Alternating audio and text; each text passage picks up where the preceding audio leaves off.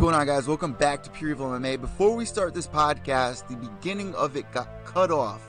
So I just want to give you guys a quick heads up that today's guest is former UFC fighter Leo Kuntz, not Kuntz, Leo Kuntz. And we had a really interesting conversation. He even goes back to share his childhood, going back to 16, saying how he started smoking crystal meth. And I share some of my backstory of how I've been in recovery for the last 3 years, going on 4 years. And it went really deep. This was one of my favorite interviews so far of 2019 because what made it so special was how honest. It was just real talk. And I appreciate when fighters are keeping things real, keeping things 100, as the kids like to say. So I hope you guys enjoyed today's episode number 238 or 239, almost at episode 240. And here we go. Let's start things off. When I'm teasing you and shit, you know what I mean? Because they're gonna be on my side. You know what I mean? When someone comes and trolls me, so I'm about it. You want to come troll me? Fucking at Leo Lion MMA. Try it. You're gonna walk away disappointed because your tongue ain't sharp enough and your brain's too fucking mashed. Now on Instagram, the bio section, it starts off with Dillon Dannis is dodging me. Explain this beef. Like how did this beef start? Twitter, actually. I used to have my Twitter bio page used to be Dillon has me blocked because he's like your quintessential MMA troll. Yeah. There's no fighter out there that does their MMA or that does their social media like Dillon Dannis, and it's worked very good for him. He's got also because he trained his management team and his association with Connor has helped him out way more than how he's done his Twitter. But also, he's hugely popular. Zero fighting skill as a fighter. Zero, Dillon. And Scott Coker too. That's your business partner. That's the brains that you have in your head right there too. Zero. Honestly, that guy, he's not good for business. He's not good for anything. All right. But anyways. So yeah, and he started getting after Dillon Dannis. He blocked me. Why? He doesn't want to fight anybody who's a real fighter. He wants cans right now, and that's what Coker wants to feed him, is cans too. So that's why he's going to get cans for a while. But that's how this whole thing with me and Dillon started. And if I ever see him in real life, well, then we're going to have words. You know what I mean? Then there's going to be some words for sure. Well, explain your background. Like, what are your credentials in mixed martial arts? Like jiu-jitsu, Muay Thai. Like, what are your credentials? My biggest credential as a mixed martial artist is I'm 17-1-1 as a welterweight. I haven't lost a fight as a welterweight in. If you don't call it the Ultimate Fighter show, which wasn't a professional bout, an exhibition bout, I haven't lost a fight at welterweight in, I don't even know how much, longer than 10 years or something like that. It's been a minute. Yeah. But as far as my background goes, I started off as a wrestler, and from there, I've trained at many gyms. I trained at Jackson Winklejohn for a little bit. Oh wow! 2 months. Trained at I've been at ATT now for. Boy, it's been almost 5 years since I've been at ATT, and 3 years in a row we're the best gym in the world right now. So that's got to count for something. And then mostly my biggest discipline that's helped me all around everything, not just a fighting skill, but just all around as a person and where I'm going to go with my life after fighting and what's going to define me beyond my career in the cage is Chinese Kungfu, actually. Really? Yeah, that's right. And that'd be the single discipline that I attribute to any future success that I'm going to have in my career is going to be attributed to, in particular, Yang style Tai Chi as taught and instructed by Grandmaster Wei Lun Huang. And that was my late Sifu who passed away. And, the style of his interpretation of the Yang style Tai Chi, it's at a level, it's a Bruce Lee shit. You know what I mean? It's beyond Bruce Lee shit. It's beyond that. And that's my honest opinion on that. And, any future success I have in fighting is going to be attributed to that, as well as training at American Top Team. That goes without saying. Now, obviously, when you bring that up, I feel like that's so important for a lot of fighters to figure out. Maybe not earlier in the career, but, at some point in their career, you got to think of a plan B because this sport is so unforgiving. You make it to the UFC, you're out, it's so much harder to get back in. You need to come up with a plan B a lot of the time. So what's your background with that? Because I know a couple of fighters that, one's name's Jesse James Kozakowski, and his father is part of the lineage with Bruce. And just listen to him and his father talk about that. The history is so rich, and there's so many people out there that are so interested in all of that. Where did your interest start with that? Well, Bruce Lee was one of them, obviously. Yes. And then, any Kung Fu, martial arts movie, The Matrix, all that shit, and you're like, hey, man, because on TV they make Kung Fu look really awesome. And then when you actually start to do some research into it, and I'm also into yoga, meditation, lots of these other, I'm not sure if you're familiar with Wim Hof at all. I've heard it. I've heard that, yeah. I take almost, not only cold showers, but 50% or more of my showers are cold. Explain to listeners why that's important for your body to heal. Well, there's lots of different reasons for it. The biggest reasons that I can understand, I haven't done any of the Wim Hof crash courses or nothing like that. I just have picked some stuff up off the internet that I use from him. I have plans on eventually doing some of this stuff when the finances get more where they need to be. But just a very brief explanation of what it does for you is your endocrine system. It helps your endocrine system to function properly. And your endocrine system is what produces all of the hormones in your body. Okay, so when you're taking these cold showers, it helps your body to adapt to stress and to adapt to these environmental changes. Okay, and how does your body do that? On a hormonal level, right? It needs to change things around, and then there's different breathing exercises and techniques that he uses like that actually change the physiology of your body, that change your blood actually becomes more alkali than acidic and things like that because of your breathing and the way that you monitor your breathing and the amount of oxygen that's in your blood. And just lots of different things. Like I said, I've not taken any classes. I'm not certified in the Wim Hof method, but this is just what I've gathered from reading this stuff on the internet, being interested in him, and practicing the cold showers myself. It's much better for waking up than a cup of coffee, which I still drink the cup of coffee in the morning anyways. But the cold shower, especially here in South Florida, it's just like oh.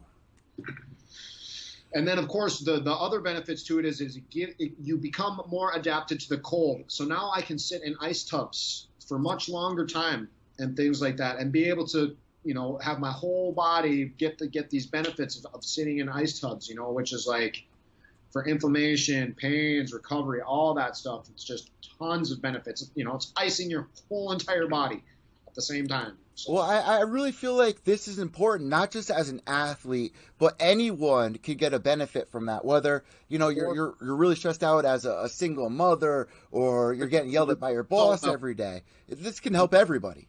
That's right. It really can. And if you guys don't know about Wim Hof, go check him out. I have no affiliation with Wim Hof. Okay, just go check that guy out, Wim Hof. Now, WMHOF.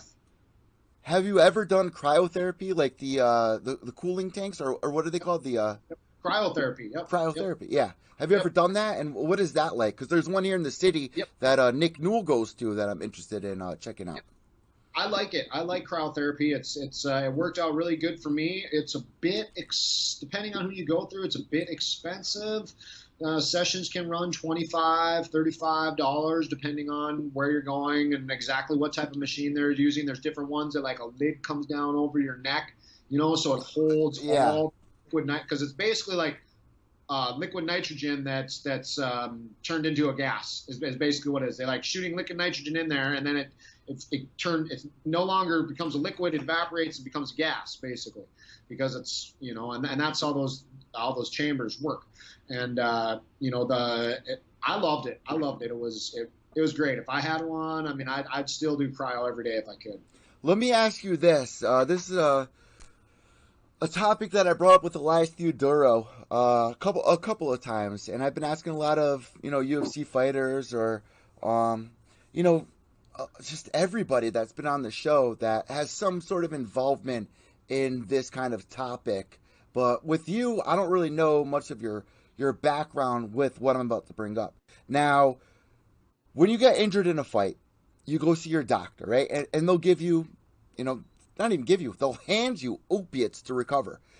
But yet, you can't recover with THC, which a lot of these fighters out there, they don't want opiates. They know the dangers of opiates. They'd rather recover with THC, but yet, if you get caught with THC, like Nick Diaz did, you're suspended for 2 years. What are your thoughts on that and the regulations of having an option to recover with something other than an opiate and using something like, not even smoking it, but just, gummies or anything? Well, what are your thoughts on that? Well, first off, I think what needs to happen is instead of these sanctioning committees making all the rules for every, locality that they fight in. Okay, you go fight in Nevada, California, Thailand, Singapore, London, everywhere you go has a different commission that you have to follow these different rules, right? And then there's USADA and all this shit, right?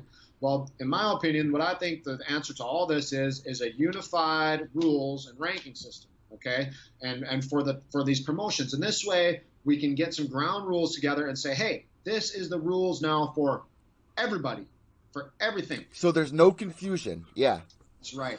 And of course, they're like with marijuana and THC and these things like this. When I was in the UFC, the policy that they were enforcing for my second fight, not my first fight. My first fight was pre-USADA. If I remember correctly, my second fight was post-USADA, if I remember correctly. And the second fight that I had, I knew for sure that I was not getting tested out of camp, in or out of camp for THC. I don't know if I'm supposed to say that or not, but I'm going to anyways. So I knew for sure that because that's the information that I was giving. I didn't get it from USADA, but I got it from other places. That's what was going on, is that in or out of camp, they are not testing you for THC. Only pre and post fight do they test you for THC. So with that being said, at that time you actually could recover. You just couldn't. You had to quit smoking, like, depending on your body and how much of a chance or how much of risk you're willing to take on a suspension. 2 weeks to a month before your fight, you'd have to quit. Let me ask you this. Would you agree with me that you'd cause more damage to your body using painkillers over THC? Painkillers over anything. That's, yeah. I got prescribed hydros for, you can probably see my shoulder on this side right here. Let's see. Let me pull you into the full screen here for everybody. Yeah. All right, there you go. See it, but it's all jacked up on this one side. There's right a there. Big bump there. That's for the people right. listening to the That's podcast. Yeah. That's because I have a separated AC on that side. And when that happened, they prescribed me hydros because it was very painful. And they said if the pain don't go away, I have to have surgery. But the pain finally went away. I could not take the recommended dosage that they gave me because I couldn't fucking function. Yeah. I know everybody handles painkillers differently, but I couldn't function. I couldn't even go to, at that time I was working full-time masonry. I couldn't even go. I was the boss. I owned the company, and I couldn't go to work because I like falling asleep. That's what they did to me. Like, I know some people say hydros like jack them up. Like, they'll get, that's the weird thing with painkillers. And they're very addictive. That's the issue. That's a huge issue. Yep. You look at fighters like, I don't even got to bring up names, but there's so many fighters out there, that legends that have fallen addict to the painkillers because the doctors hand them out after every fight. We even, Justin Wren, I've spoken to Justin Wren. He's very open about it, so I don't feel any type of way about bringing this up because it's very well known. When he was on The Ultimate Fighter, he was on painkillers, and his story is so inspiring. And when you're on that, not only is it dealing with, because let's be real, it's not a painkiller. It's not healing your pain. It's really just, it doesn't even numb you. It just brings you to cloud nine. And it's very addictive. And for people out there that have depression or this or that or anxiety, it helps with all that. But the long-term effects, you're going through hell. You're going to bring your family through hell. I mean, you name it. It's awful. Addiction, because it doesn't just stop at eating pills. You know what I mean? Like, with painkillers, it's a lifelong battle. You can fucking break that shit down and shoot it up, no problem. You know, I myself have been into. I was a very hard meth addict, very hardcore meth. Oh, Meth wow. addict.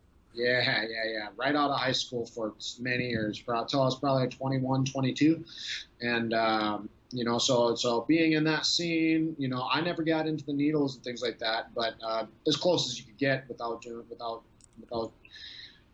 intravenous injection is, you know, next closest thing. But anyways. Well, no. Stop right there, because I can relate with you there. I've been clean for 3 years. All my listeners know this. I still have track marks on my arm. Mixed martial arts, broadcasting has saved my life. I started my broadcasting career at 7 years old. But when you're in high school, it started with being on the football team, tearing my meniscus, getting surgery, and getting the pain pills. Oh, so you started. Oh, wow. You know, wow. So it's crazy what you go through. You're very fortunate then, Evil Eddie, because that's not everybody has the same story to tell once you get into needles and painkillers. Well, that's why on I'd say about 50 to 75% of my shows, at the end, I say, you know what? If you enjoyed this show, that's what life's all about. Like last night, Uriah Faber getting the knockout, seeing him return, you're at the edge of your seat. That's living. That's a natural high. That's an excitement. That's why we love sports to begin with. We don't need anything outside of it. It's being able to relate and feeling the real excitement. That's living. That's right. You know, can you share a little bit about your story? How did you get involved with that? Yeah, well, basically, you know, in high school, things were always really good for me. And, you know, not like I wasn't privileged or nothing like that. You know, we had very meager means. I was raised by a single father. Okay, get that? I was raised by a single father. And so we had, you know, our means were very limited. We were one of those families, like everybody else, 80s kid. I grew up in the 80s and 90s, born 1983. You know, at that time, you know, just coming out of recessions, things like that, the money was, you know, and growing up in a small community, money was scarce. Yeah. And, you know, so that's how it was where I grew up. So, but I had a good childhood, I had a good upbringing. Life was good. And then I got into high school. I was in the Army National Guard for a short period of time. I got kicked out for, imagine that, drug use. Wow. But it was actually, it actually was a very, very good, because I was a very good, went as good as it could have, because I was a very good soldier while I was in the National Guard, and because of that, I graduated near the top of my class in basic training and AIT, and so they were very, very lenient with me, and they knew that I had an issue. You know, they knew that too, so they were very lenient with me. And but anyways, it wasn't even the wrong crowd. It was just the change from not having any responsibilities to having responsibilities. And then also, you know, a lot of my friends all kind of like went off and did their own thing right out of high school. I went to the Army, National Guard, and then I came back and I was like 6 months behind everybody. Yeah. You know, like six. So I come back and now everybody had already made new friends. They were going to college. So it was like a little bit left behind a little bit. And then I kind of turned to drugs and partying to make up for the gap. And then it started off, you know, I was always a weed smoker, never a drinker, but I started drinking heavily. Drinking is the gateway drug. If anybody wants to know out there, in my opinion, not weed. That's not, in my opinion, not weed. I'll agree with that. Yeah. Alcohol is the gateway drug. Okay. And I started drinking, and then when you start drinking, the inhibitions get loose, and next thing you know, I'm fucking trying some cocaine, and then pretty soon it's ecstasy, and then meth.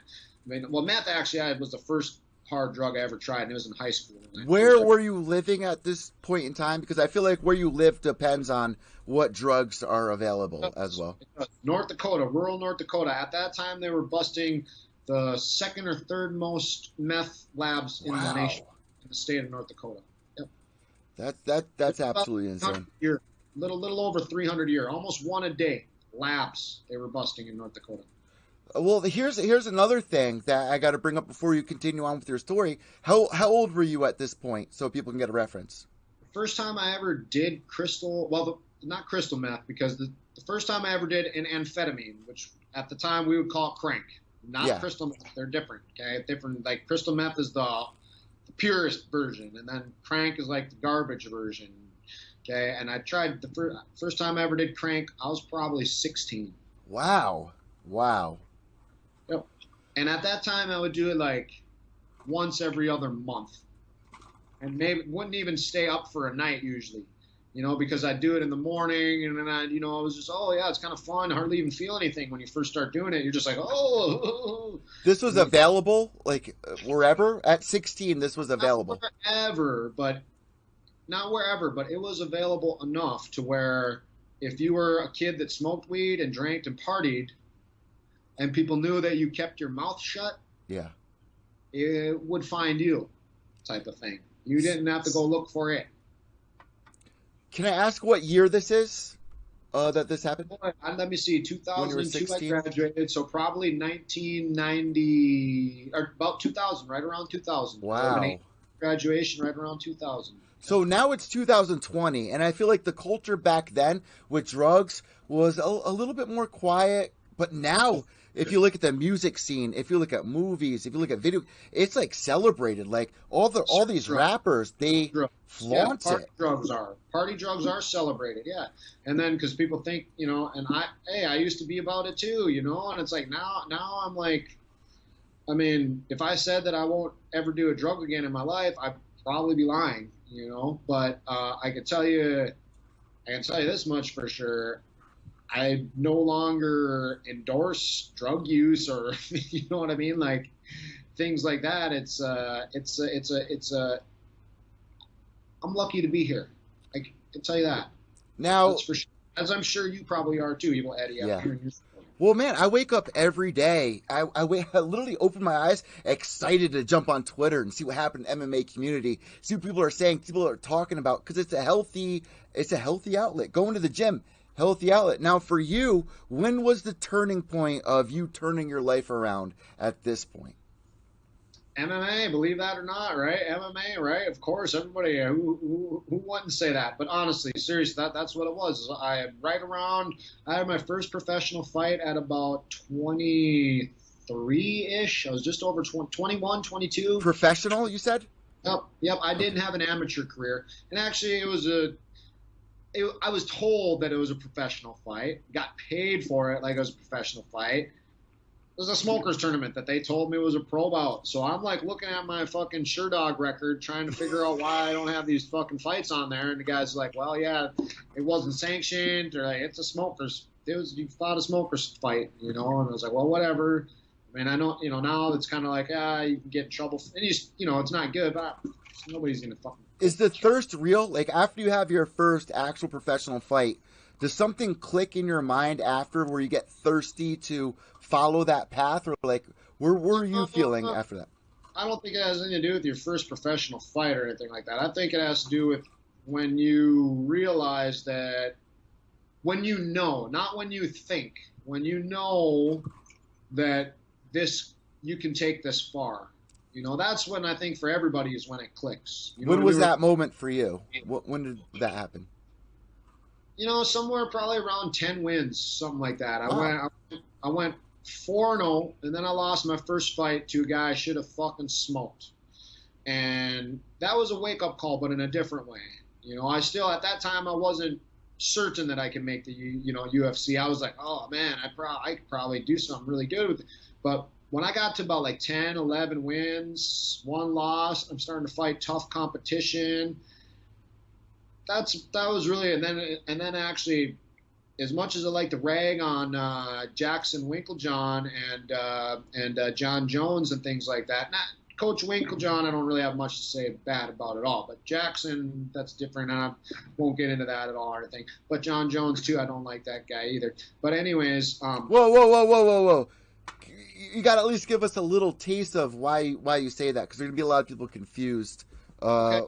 The reason I don't like John Jones is I think he's bad for the sport. I don't like what he represents. He's a cheater. He says he's not a cheater. He lies. He's fake. I don't give a fuck if you're the GOAT, if you're the best fighter in the world. I don't care. If you have bad character, I'm not going to like you. I don't give a shit. what kind of fighter you are. And that's just how I roll. And so, yeah, John Jones, you can fucking suck it. You know, I don't care. If I see you, I ain't shaking your hand. I ain't going to say hello. I ain't going to do nothing, man, except for say, hey, I'll fight you in the ring. Fucking pay me. Dana, you better pay me. I'll fight that motherfucker. Now, what did you think about, his last fight with Santos? Did you score that for Santos? Did you score it for John? Team, so I'm a little biased naturally, and it's like he did a hell of a job, and he was injured coming into the fight, and injured coming out of the fight, so it's just one of those things where I hope he gets to run it back. And I can tell you this much: Dana White saying anybody that had that fight scored for him was watching a different fight. Well, Dana, that's for you too. Like, that's stupid. No, that was. He said that to Brett Okamoto, and Brett Okamoto's reaction was like, "Oh yeah," like that was a funny little clip because Brett scored it for Santos. Well, that's what I mean. It was it was a super close fight, and I'd sure like to see it run back with Santos completely healthy. Because seeing him in the gym and things like that, he's a bad dude. You know what I mean? He's a bad dude. Now, let's jump back a quick second. You're at your 11th win. Now, when did you start realizing that you are UFC caliber, and how did that blossom into... Honestly, to be honest, I didn't start realizing I was UFC caliber until probably a month ago. Is when, for me, it really started clicking home, because when I first came to the gym here about 4 years ago, there was times where I was like, hey, I know I can make it to the UFC. At American Top Team, South Florida, correct? That's right. American Top Team headquarters, Coconut Creek. I train at the headquarters, yep. And I've been there for 5 years almost now. And when I first came to the gym and I first got my first UFC fight, that's when I knew, because for me, my first UFC fight was last minute. I didn't know about it. My manager called, hey, we got a fucking UFC fight. Can you take it? I'm like, yeah. Yeah, let's take it. Of course, yeah. And I was 195 pounds fat and soft, drinking beer, eating fucking McDonald's every day. And then my first UFC fight was 2 months later. Wow. Rolling off the couch, as people would say. Coming off the couch, that's right. Actually, at a point, going, man, I don't know if I can make this happen anymore. And that's what I told my manager. I was like, hey, listen, Monty. Monty Cox is my manager. I was like, hey, listen, Monty. I'm at a point in my life where we need to make this shit happen. I need to get on the big show, or I got to figure something else out with my life. And, that's just kind of where it was at that point. He got me in there. And even then, I felt really good. But as the closer I got to 155, and I also got hurt at the gym before my first fight too. Because when I first came into the gym, I was tearing it up in the gym there. And I was touted as one of the top prospects at the time coming into the gym at that time. And, I wasn't close to 155 though. My weight wasn't when I came into that gym, and I was really willing to practice. I worked hard. I did what the coaches said. It didn't matter. I just did what they said all the time. 28, something like that, 29 to almost 30. I was, and I aged I age very well. I'm very fortunate like that. I'm 36 right now, 35. No way, really? Yep. Wow. I'm going to be 36 in October, so I've been aging very well. I do a lot of things to keep my body young and to keep my body natural and healthy. The things I eat. We'll end the show with a little information of some tips with that, for sure. For sure, what you guys need to do is you need to have a daily practice, whatever it is. Yoga, Tai Chi, Qigong. Okay, you need to get yourself a daily, even lifting, whatever it may be. But there needs to be something else in there that is more metaphysical, that's something that's meditative, something that takes you out of that takes your mind and lets you work with your mind as well. And that's what helps mostly, your diet, your activity level, all things. All those things definitely incorporate, like what you're eating could make you a little bit more tired, but I feel like this day and age, we get things thrown at us from this angle, that angle, above, below, that there's so much going on. It's very rare to find somebody with a calm, cool, collected energy this day and age.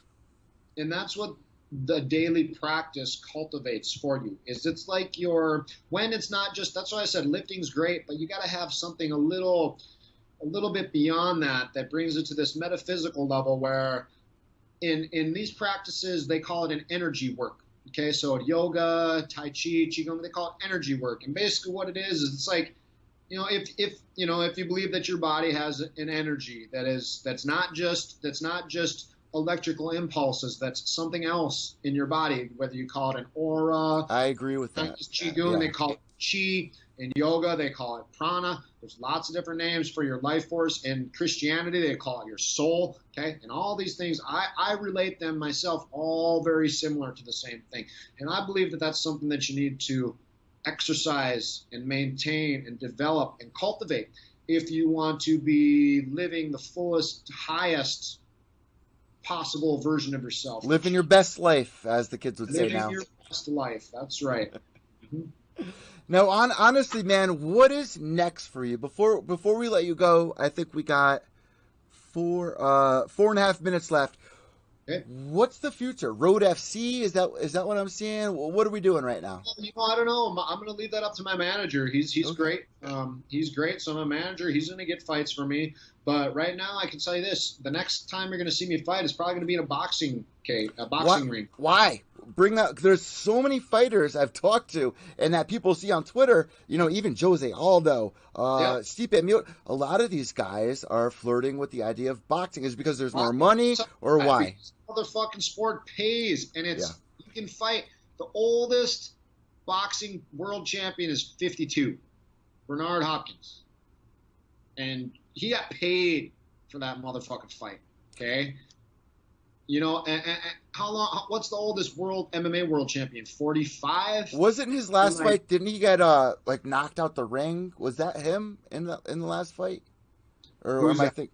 Was that Bernard Hopkins that got knocked out the ring in his last fight, or am I thinking of someone else? Maybe. I don't know. If Bernard Hopkins, I don't think he's it's probably somebody else. It was probably somebody else. I think he's still fighting. Bernard Hopkins, I think he's got to be like 60 now. Yeah, I can't remember who it was. I think his last fight, I think he retired after winning the championship at 52. What do you think about BKFC? Would that be an option for you? Have you been following along with that? It would, but I would have to have – it'd have to be no holds barred. I'm not going to go in there and box bare knuckle. That's fucking stupid. You guys are fucking stupid. Why would you want to go in there and – you know what I mean? It's like, hey, you're basically going in there and saying, hey, let's see how dumb we are and sit and punch the fuck out of each other with no fucking gloves on until one of us can't move anymore. You know what I mean? See those guys? If you're going to do something like that, make it no holds barred. Completely no holds barred. Get the fight over with, man. Go in there, break someone's fucking arm. Okay? That's the type of shit I'm talking about. That I would do. This bare knuckle boxing, I'll go fight in a boxing match and save my face, save my body, live another healthy year of my life, and get paid more. Do you follow along? Do you get worried about CTE in this sport? Yeah, I think it's something you need to worry about. Is your not just your mental health, but physiologically the health of your brain in this sport is very important. And more so in boxing, in my opinion, and more so in football, in my opinion, than fighting. But when you sustain a knockout like Ben Askren did, that's a bad knockout, one of the worst that I've seen, and Ben is a tough dude, and to get KO'd like that, you took some trauma, you know what I mean? So that, so it's like, hey, if that was me, would I fight again? Certainly I would, but especially at his point where he's at, he possibly world champion, is in the discussion. I know it didn't look good after his fight, but it could have went, though things like that, they're milliseconds is what I'm not trying to take anything away from George. I trained with fucking George. George is a killer. I had him win in that fight. Okay, he's a killer. George is a killer. He just does not care. He's a fighter through and through, game bred. He's fucking game bred. That's, he just loves every minute of it, and he is. But still, for Ben Askren, it's his first loss. Only loss on his record. Yep. You know, I feel like a lot of the MMA community, they love guys to play that role like Kobe does over at your gym, and they tune in to watch them fall. And when they fall hard, and You know, it's yeah, sad. yeah, and it's it's kind of like, hey, like with all that stuff, hey, it's part of the sport. Those guys that are talking like that, hey, I'm getting to be one of them now too. You know what I mean? My tongue's sharp on Twitter. Well, because it works. You realize at this point that's what people eat up. And that's what I needed to get my Twitter going. And now I've been making experiments with my Twitter, and you know what? My trashy stuff doesn't get as much traction as my stuff promoting myself as a traditional martial artist. Actually the stuff that's best is when I mix it. Okay, when I take it, like I put out a tweet about there, I was like, Kung Fu is the best martial art in the world, changed my mind. Yeah. Okay. Yeah. And like, hey, I'm being serious, but also I'm trying to be a little boisterous and challenging. That's right. And that tweet went fucking wild. It just went wild. And then another one for the gym, American Top Team. I was like, oh, these guys think they got the best gym in the world 3 years in a row. And then it was like pictures of all our belts. You know what I mean? So it was, and that one got a whole bunch of traction too. So it's just like I'm trying to, because I don't like playing the heel, and it's not, it's fun, but it's not you who you are actually. It isn't, and I'm just not at a point in my career where I can do it successfully either, because there's going to be so many challenges in my way. If I was already in the UFC and things like that, sure, then I could just continue, to play a heel really nice. But and it helps when it's just, it helps when it's just there too. You know what I mean? Which is so strange with Kobe, because he honestly in the gym is one of the nicer high level guys in the gym. I've interviewed him before. And I'll tell you this: during the entire interview, he was playing that gimmick, but afterwards, you talk to him. He's so nice, calm, cool, collected guy. It's part of the sport now. That's just how it is. All I gotta say is, hey, I love what he's doing on Twitter, and he's actually one of my favorite fighters, and he's a pleasure to see at the gym too. Well, is there a point of going too far? I don't know. I don't think so, man. It's fucking Twitter. Yeah. It's fucking Twitter, bro. Like, I don't know. I mean, we do have freedom of speech here in America. We have freedom of speech. It's, that's what I mean. It's like, hey, if you're getting people worked up, I think you're doing your job. That's my opinion, because you know what they're going to do? They're going to come tell you about it. And then you know what's going to happen? Your buddies, your fans are going to be like, no, piss off, and it's going to blow. And all of a sudden, you got your Twitter likes, retweets. That's what it's about, right? Get your traffic going, right? Get the likes, get the retweets, get all that shit. It doesn't matter if it's good or bad. Before we let you go, I got one more important question for you, because people tuning in, they're hyped up from last night. Was that a late call, Jermaine Durandamy versus Aspen Ladd? What would you consider? An early call. I mean, I didn't think after she took the shot, is it early? Would I have been upset if it was me? Yeah, naturally. Yeah. Naturally, I'd have been upset, But do I see Aspen coming back? And, I think she just gets more punishment put on her, especially after seeing her weight cut. I'm glad you brought that up. For people out there that don't understand, when you look at her, you've been through weight cutting before. What does that really feel like? And can you really recover that well in 24 hours? You think you can. Your mind tells you can, but your body doesn't. Just how it works.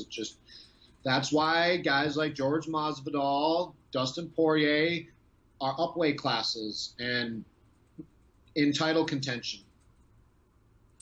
Was that a factor last night with the knockout, you believe? Had something to do with the weight cutting and what her body was actually going through with Aspen? Yeah, of course you can. It just don't. Did you see how she threw? She was just throwing like she looked like an amateur when she was coming in with that punch.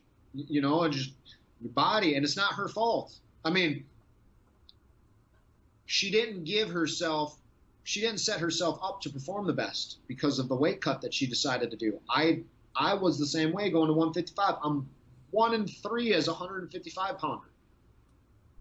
Okay, I'm 17-1-1 as a welterweight. And it's like that's a big gap. That's not 10 pounds. That's 15 pounds you're talking. Right now I'm walking around. Look at this. Right now I'm walking around talking 195 pounds right now. I'm 195 pounds right now. 195 pounds right now.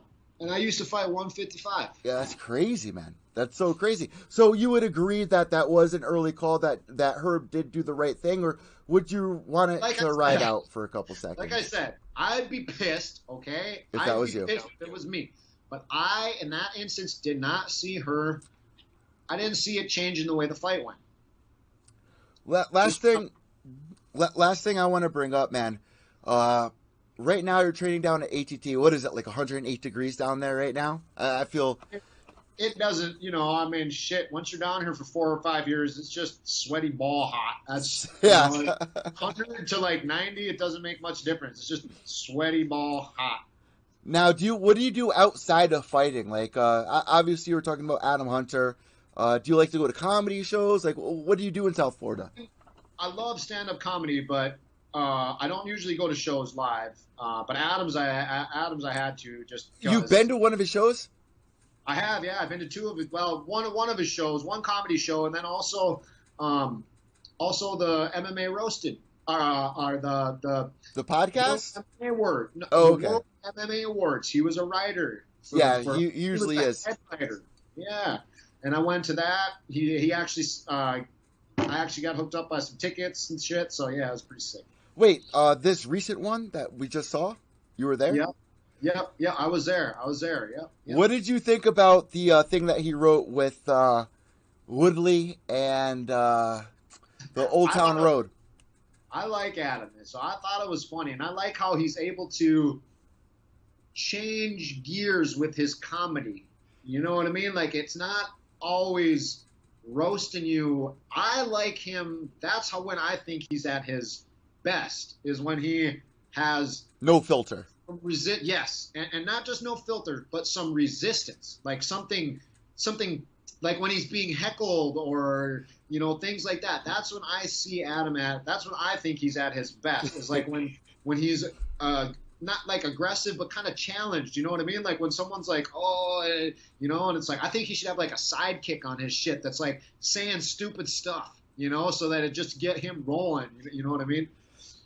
I mean, when it comes to Adam, if you just watch the PFL thing, I think he's such a great entertainer that if you guys aren't listening to MMA Roasted and don't get a taste of him, I mean, this he should be a legend at this. He should be like a Joe Rogan, but there's something there that's holding him back. I don't know what it is. What he needs to do. I think it's more just the system. You know what I mean? And like, it's just, hey, Rogan's already in that spot there in the UFC. You know what I mean? So that.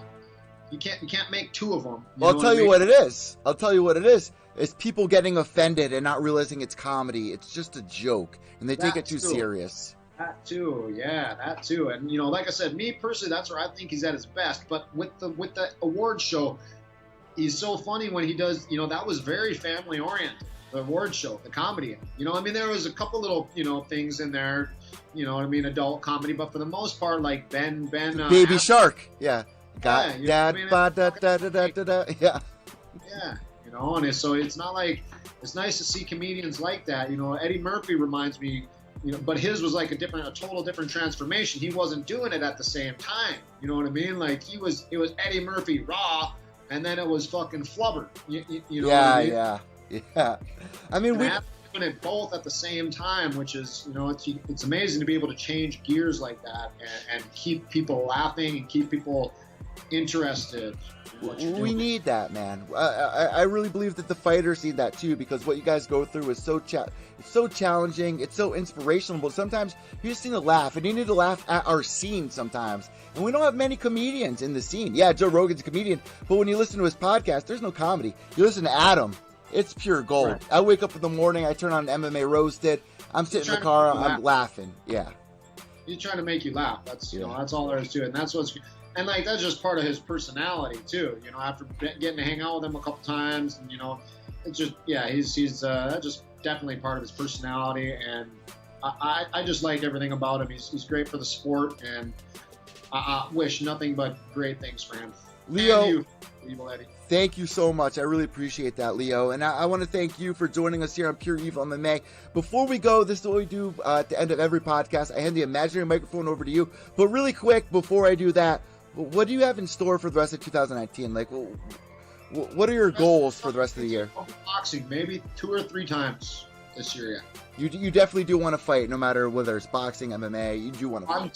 I'm scheduled for boxing already, for sure. Oh, okay. All right, awesome. And do you have a date? I do. I have one date for sure, October 12th in North Dakota. It's like an exhibition type of bout. That one's exhibition type of bout. But I'm gonna before that, I may possibly do a pro fight, and then after that, I'm gonna do another pro fight before the end of the year as well, boxing. So. That's exciting, man. So I want to thank you so much. We're gonna hand the imaginary microphone over to you. If you have any shout outs, sponsors, especially your social media tags, the floor is now all yours. That's right. Well, I appreciate it. Thanks for having me, Evil Eddie. I'm just going to shout out Adam Hunter one more time because he's the shit. You guys better go follow him. He's awesome. MMA Roasted's the shit. Follow me at Leo Lion MMA. That's my Twitter. If you guys want to see somebody keeping it 100% real, not giving a fuck, just telling you the truth, go find me on Twitter. Also, you can find me on Instagram at King Kuntz. I'm not quite as active on my Instagram. I'm going to be getting much more active soon.